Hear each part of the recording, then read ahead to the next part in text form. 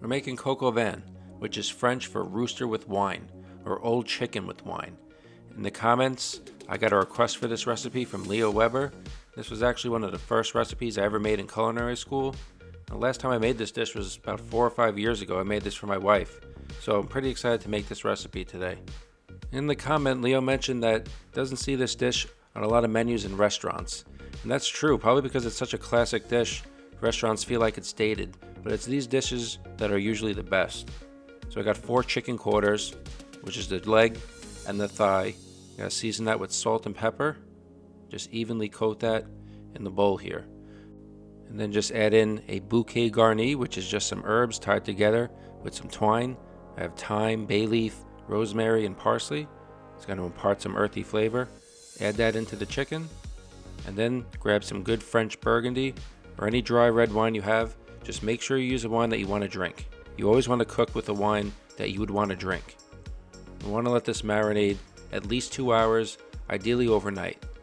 Just cover that with plastic wrap and set that aside in the fridge.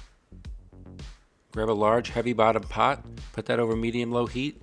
I'm going to start to render out some pancetta here. If you have bacon, that works as well. Just make sure you have a pot large enough because everything is going to be cooked in this one pot.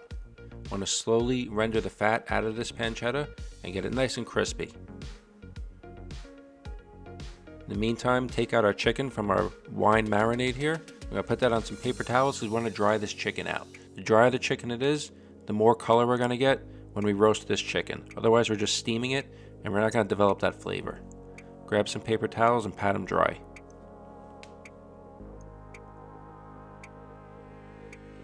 After a few minutes, the pancetta is crispy.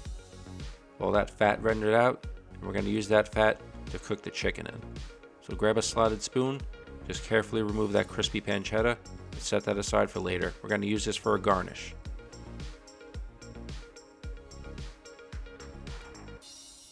In that same pan, bump up the heat to high. Add in that chicken, skin side down. Once the pan's hot enough and the chicken is dry enough, it won't stick to the bottom of the pan and we can get that skin crispy. You definitely don't want to skip this step. It's probably the most important step for the entire recipe. So just let the chicken do its thing.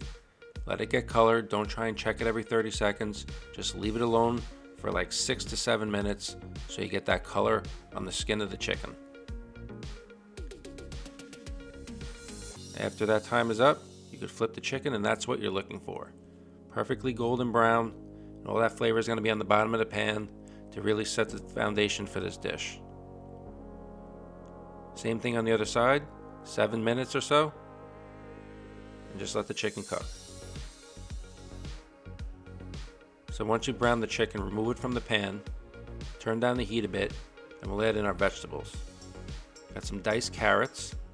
You want to let these vegetables get some color as well. Chopped white onion.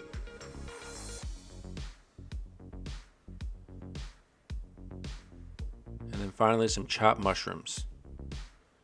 Any kind will do, just make sure they're cleaned. Season that with a little salt, a little bit of pepper, and let these vegetables cook down and get some nice color on them. And this is just adding another depth of flavor to our coq au vin. So after a few minutes, the vegetables are cooked down, we got some color on them. And now I'm going to add in 5 cloves of crushed garlic. Just want to cook that down a minute or so. You could use chopped garlic, but I like the chunks of garlic in that, just smash them. After that's cooked for a minute or so, add in 2 tablespoons of tomato paste. I want to really incorporate this well with the vegetables and cook out the tomato paste for a couple of minutes until it starts to brown a bit. Now the tomato paste is cooked out, add in 2 tablespoons of flour, and this is going to thicken any liquid we add to the dish, which is obviously going to be the wine. So just cook out that flour about 30 seconds to a minute. So now that that's done, we could deglaze this pan. I'm going to use some brandy, about a 1/4 cup, and that's going to lift up all the brown bits on the bottom of the pan and really capture all that flavor. Once you add the brandy, make sure you scrape the bottom of the pan to get all those brown bits up.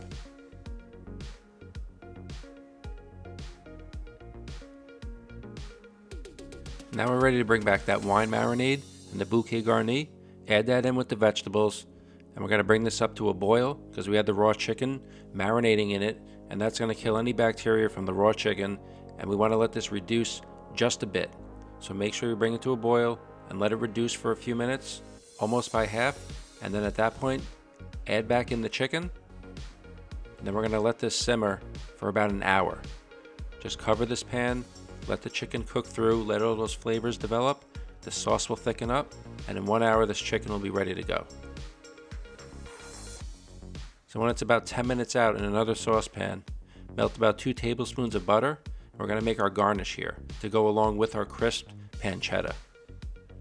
And to this butter, I'm just going to add some mushrooms. I'm going to roast those down, get some color, and pearl onions. Same thing, want to get some color on this. Season with a little salt and pepper.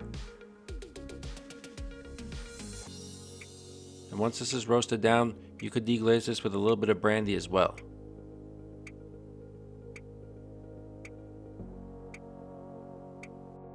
So the chicken's cooked through, the sauce is thickened, and this is ready to plate.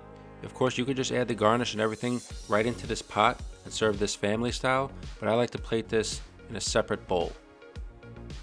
So just grab your bowl here, ladle in some of that sauce with the vegetables that were cooked down. This smells absolutely delicious. Bring in one of your leg quarters. Put that right on top. Spoon over some more of that delicious sauce.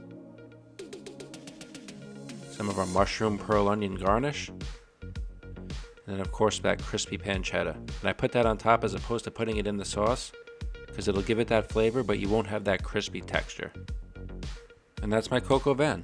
Just follow this recipe step by step. I guarantee you it'll come out perfect.